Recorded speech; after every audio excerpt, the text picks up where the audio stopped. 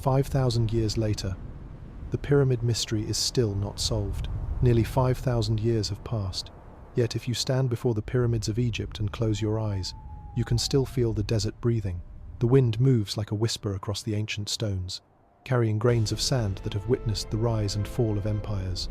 In that silence, something stirs, a presence older than history itself. At dawn, the horizon ignites in gold, and the Great Pyramid emerges from the morning haze like a mountain forged by gods. Its angles catch the first light of the sun, and for a moment, you understand why the ancients believed it was not just a structure, but a pathway to eternity. But behind the beauty lies a question that refuses to die. How did a civilization with no iron tools, no wheels, and no modern machinery raise millions of stone blocks into perfect alignment? How did they carve geometry into bedrock with such precision that even today we struggle to replicate it? What knowledge did they possess? What secrets did they master? To understand the pyramid is to walk back into a world where engineering, faith, and cosmic ambition became one.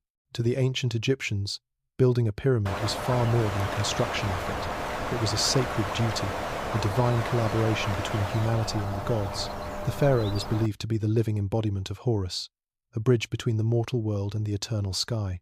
His pyramid was not simply a tomb, but the engine of his transformation, the vessel that would carry his soul toward the stars. The workers who gathered for this mission were not nameless slaves, but organized teams of craftsmen, farmers, and specialists. Many came seasonally, when the Nile flooded their fields, while others lived permanently in bustling labor villages filled with bakeries, workshops, and clinics. Archaeologists have found graffiti proudly identifying team names like the Friends of Khufu, proof that these workers saw themselves not as forced labor, but as participants in a project larger than life. Every stone shaped, every ramp raised, every record written by the scribes served a single purpose: to ensure the pharaoh's eternal ascent. Choosing where to place a pyramid was not a simple matter of geography. It was a moment of cosmic calculation. The Egyptians believed that the pharaoh's soul would ascend to the imperishable stars of the northern sky, so the monument built for his rebirth had to be aligned with celestial order itself. Priests and astronomers stood under the night sky, tracking the slow rotation of the heavens, observing stars such as Kochab and Mizar, whose movements helped them determine true north with astonishing accuracy. Yet the cosmic alignment was only one part of the equation. The builders needed a foundation strong enough to support millions of tons of stone, and they needed proximity to the Nile to transport that stone efficiently. The chosen site had to balance sacred symbolism with practical engineering. When those factors converged, stable bedrock, access to water, and a sky map pointing the way, the decision was made. A mark was placed on the desert floor, not merely for a building, but for a future gateway to eternity. From that point on, the landscape itself became part of the divine blueprint. Before a single block could be placed, the Egyptians had to solve a challenge that would determine the success of the entire monument. The ground beneath the future pyramid had to be perfectly level, not close, not approximate, but balanced with a precision capable of supporting millions of tons of stone without shifting over centuries. To achieve this, they turned to the most reliable tool nature had ever given them: water. Engineers dug a network of shallow channels across the construction site, forming a giant grid. When these channels were filled, the water settled into a flawless horizontal plane, revealing every rise and dip of the desert floor. Wherever the waterline touched, the ground was too high. Wherever it pulled back, the ground was too low.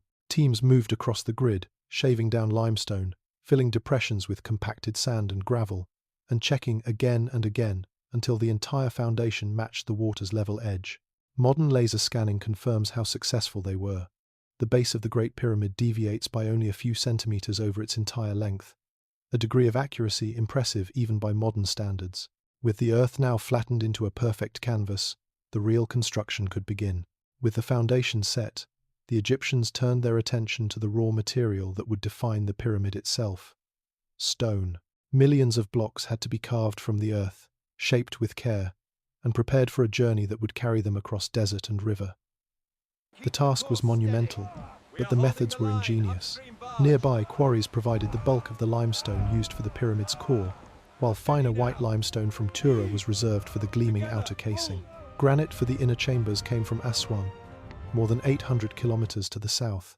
To extract these blocks, workers relied on simple tools: copper chisels, wooden mallets, and spherical pounding stones made of dolerite, one of the hardest rocks available in Egypt.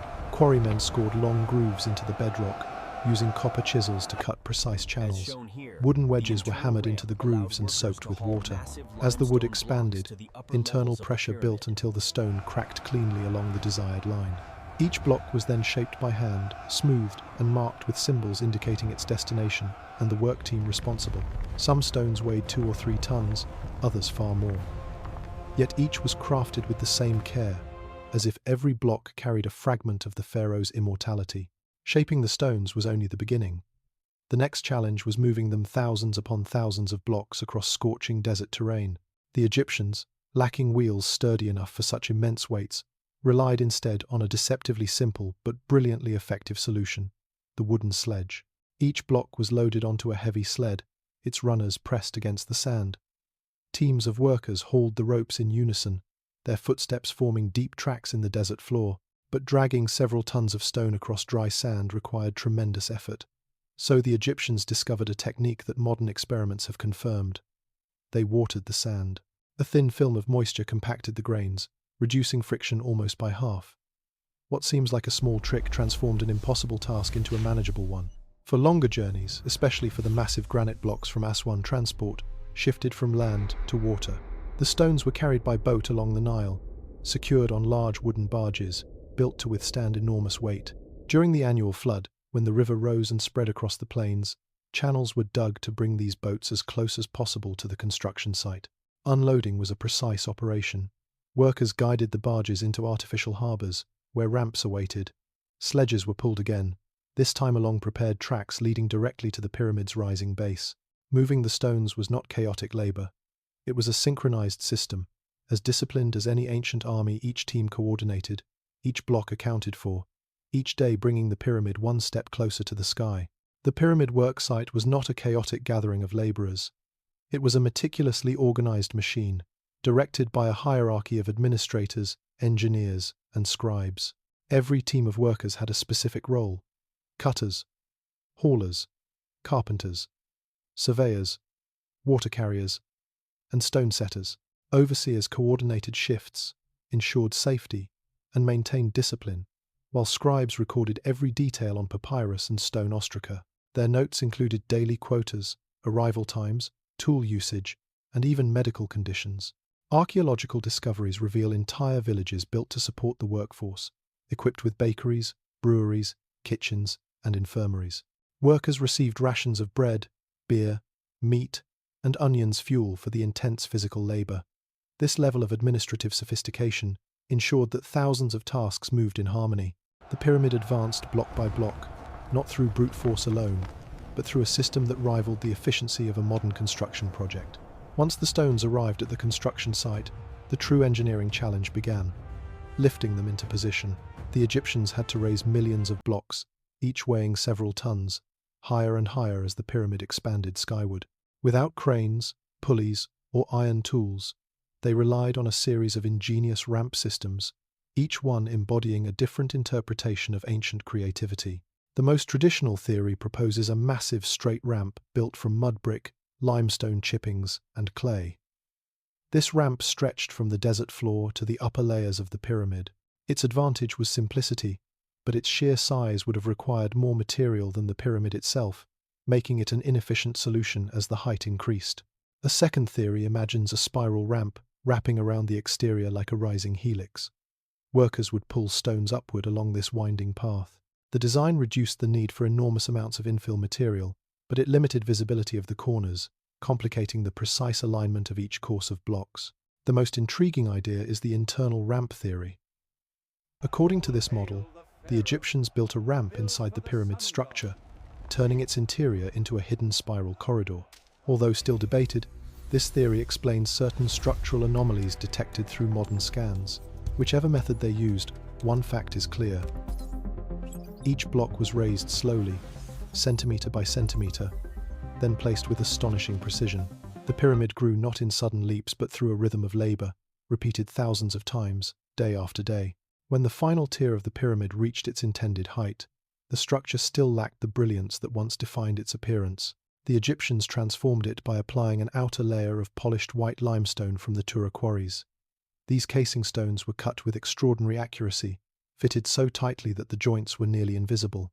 In sunlight, the surface gleamed, turning the pyramid into a radiant beacon rising above the desert. Ancient writers described the casing as so bright it could be seen from miles away, reflecting the sun like a colossal mirror. This shimmering facade symbolized purity, divinity, and the pharaoh's eternal bond with the solar god Ra. Today, only a few casing stones remain near the base, but they hint at the dazzling presence the Great Pyramid once held, an architectural star shimmering on the horizon of ancient Egypt. Beneath the gleaming exterior lay a hidden world of chambers and corridors, each crafted with symbolic purpose. The pyramid's interior was not designed for the living but for a spiritual journey that began the moment the pharaoh was placed inside. The Grand Gallery, with its towering corbelled ceiling, served as a monumental passageway guiding the soul upward. The king's chamber, built from massive granite blocks, represented the heart of the cosmic ascent. Narrow shafts cut into the chamber walls pointed toward the stars of Orion and the northern sky constellations associated with rebirth and immortality. These celestial alignments were not decorative but integral to the pharaoh's transformation into an eternal being. Hieroglyphic prayers, magic spells, and ritual objects once filled the burial spaces, ensuring safe passage through the dangers of the afterlife. Every angle, chamber, and passage carried spiritual weight. The pyramid was not a monument to death but a map of resurrection, a carefully engineered gateway meant to guide a king from the world of earth to the realm of the divine. For centuries, scholars believed they had uncovered most of the Great Pyramid's secrets, but in 2017, modern physics uncovered something astonishing, a discovery made not with shovels or torches, but with subatomic particles called muons. These particles, created when cosmic rays collide with Earth's atmosphere, pass effortlessly through stone. By measuring how many muons penetrate different parts of the pyramid, scientists can visualize hidden spaces deep within its structure. What they found became known as the Big Void, a massive, unexplored cavity located above the Grand Gallery. No one has entered it. No ancient texts mention it. Its purpose remains a mystery. Some researchers believe it could be a relieving chamber, designed to redistribute weight away from the fragile gallery below. Others think it may be a construction void, a space left during the building process and sealed afterward. A few even suggest it could be an undiscovered ceremonial chamber, forgotten for more than 4,000 years. The void is not small. It is comparable in size to the Grand Gallery itself, and its presence challenges long-held assumptions about the pyramid's layout. Advanced scans continue to map the interior with increasing precision, but the secret remains locked behind millions of tons of stone. Ironically, the closer we come to understanding the pyramids, the more their mysteries deepen. The Big Void is a reminder that even in the age of lasers, satellites, and particle detectors, the ancient Egyptians still guard secrets we have yet to comprehend. As the sun sets over the plateau of Giza, the pyramid casts a shadow that stretches across the sands like a silent memory of the ancient world. 5,000 years ago, thousands of hands shaped this monument, carving their belief into stone.